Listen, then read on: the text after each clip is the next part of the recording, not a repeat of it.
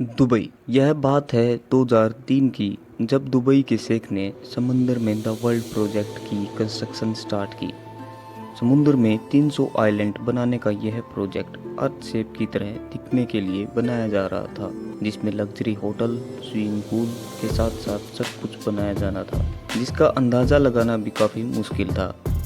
यहाँ तक कि जब इस प्रोजेक्ट की एडवर्टाइजमेंट हो रही थी तब वर्ल्ड को लैंड ऑफ पैराडाइज यानी जन्नत की ज़मीन का नाम दिया गया। लेकिन यह प्रोजेक्ट कंप्लीट होने के 12 साल बाद भी आज तक यह समुद्र में वीरान क्यों पड़ा है? दुबई के शेख का यह ख्वाब अधूरा क्यों रह गया? यहाँ आखिर हुआ क्या था? आज से 30 साल पहले दुबई में सिर्फ एक बिल्डिंग हुआ करती थी, जिसको आज दुबई का वर्ल्ड ट्रेड सेंटर कहा जाता है। लेकिन उसके बाद बैक टू बैक प्रोजेक्ट ने दुबई की वो किस्मत बदली। जो शहर अपने 100% ऑयल पर डिपेंडेंट था, जो सिर्फ अब 3% पर रह गया। और शेख का ख्वाब भी कुछ ऐसा ही था। दुनिया की सबसे ऊंची बिल्डिंग बुर्ज खलीफा से लेकर दुनिया के पहले 7 स्टार होटल बुर्ज अल अरब तक दुबई का हर एक कोना फैसिलिटी से भरा हुआ है। जब दुबई के पास बड़े प्रोजेक्ट बनाने के लिए ज़मीन नहीं बची तो शेख ने समुद्र की तरफ रुख किया। 2001 को जब दुबई ने 7 स्टार होटल बनाकर पश्चिमी पर्यटन को आकर्षित कर बैठा, दुबई के बीच बहुत ही फेमस होने लगे थे और उनकी ज़मीन भी कम पड़ने लगी। दुबई की कोस्ट लाइन जो सिर्फ 70 किलोमीटर पर फैली थी, उसको अब बढ़ाने का समय आ चुका था।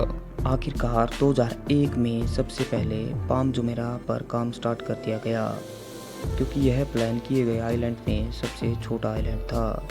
सिर्फ अकेले इस द्वीप के निर्माण से दुबई की कोस्ट लाइन में 56 किलोमीटर का इजाफा होने वाला था, यानी 80%।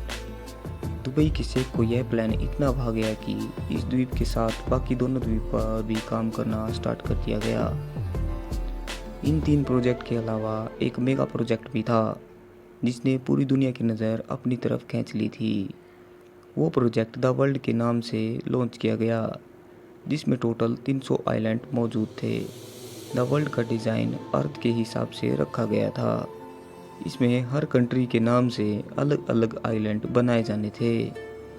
2003 में द वर्ल्ड को काम स्टार्ट कर दिया गया। दुबई के समुद्र से 3 किलोमीटर दूर समुद्री लहरों को रोका गया। यहाँ पर छोटे से छोटे आइलैंड की कीमत $15 मिलियन यानी कि 112 करोड़ रुपए रखी गई। जिस तरह दुबई को 5 प्रोजेक्ट में कामयाबी मिली थी, इस तरह द वर्ल्ड में भी मिली। 2008 में इसके 60% से ज़्यादा आइलैंड बिक चुके थे। पहली बात तो यह है कि इस तरह आसान काम नहीं था।